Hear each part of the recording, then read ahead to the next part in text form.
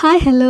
ഇന്ന് 1 year plus ബേബീസിന് കൊടുക്കാൻ പറ്റിയ നല്ലൊരു ഹെൽത്തി ആയിട്ടുള്ള ബ്രേക്ക്ഫാസ്റ്റാണ്. അവർക്ക് കൈകൊണ്ട് തന്നെ എടുത്ത് കഴിക്കാൻ പറ്റിയ രീതിയിലും കൊടുക്കാം, അതല്ല നമ്മുടെ കയ്യിൽ വെച്ച് തന്നെ ഇങ്ങനെ സ്മാഷ് ചെയ്ത് കൊടുക്കാം. നല്ല സോഫ്റ്റാണ് കേട്ടോ.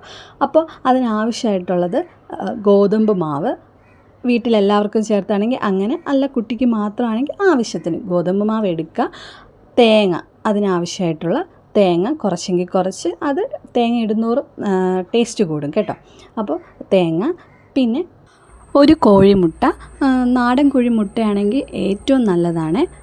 ആവശ്യത്തിന് ഉപ്പും ഇട്ട് നന്നായിട്ട് വെള്ളവും ചേർത്ത് മിക്സ് ചെയ്യുക. പിന്നെ നമ്മൾ നോർമലി ദോശ ചുട്ടെടുക്കും പോലെ ദോശ ചുട്ടെടുക്കുക.